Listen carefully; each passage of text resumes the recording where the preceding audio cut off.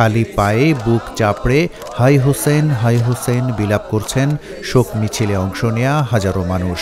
তাদের পরনে কালো পোশাক, হাতে লাল, কালো, সাদা, সোনালী রঙের ঝান্ডা। অনেকেই বহন করছেন ইমাম হোসেন রাদিয়াল্লাহু আনহুর প্রতীকী কফিন।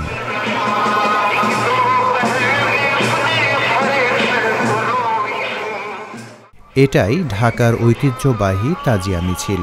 এভাবেই প্রতি বছর পবিত্র আশুরা উপলক্ষে শোক প্রকাশ করে শিয়া সম্প্রদায়ের মানুষেরা। আরবি তাজিয়া শব্দের অর্থ শোক।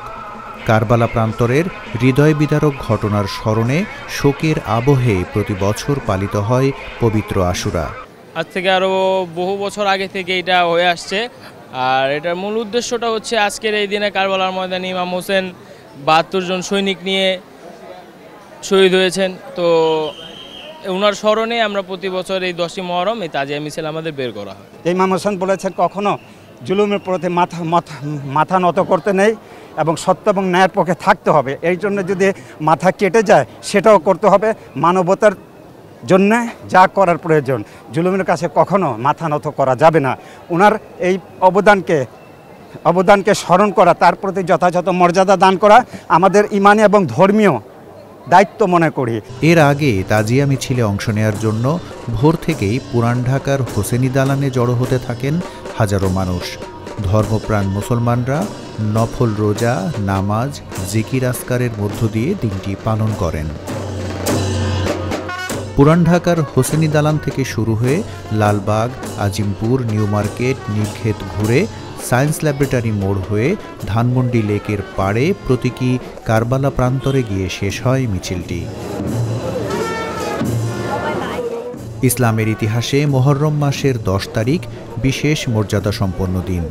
এই দিনে মহানবী হজরত মুহাম্মদ সাল্লাল্লাহু আলাইহি ওয়াসাল্লামের দৌহিত্র হজরত ইমাম হোসেন রাদিয়াল্লাহু আনহু এবং তার পরিবার ও অনুসারীরা সত্য ও ন্যায়ের পক্ষে যুদ্ধ করতে গিয়ে ফোরাত নদীর তীরে কারবালা প্রান্তরে ইয়াজিদ বাহিনীর হাতে শহীদ হন। মুঘল আমলে শাহ সুজা বাংলার সুবেদার থাকার সময় তাজিয়া মিছিলের প্রচলন হয়। সেই সময় সৈয়দ মীর মুরাদ ১৬৪২ খ্রিস্টাব্দে ঢাকার ঐতিহাসিক হোসেনি দালান নির্মাণ করেন। এছাড়াও দেশের বিভিন্ন স্থানে ইমামবাড়া নির্মিত হয়।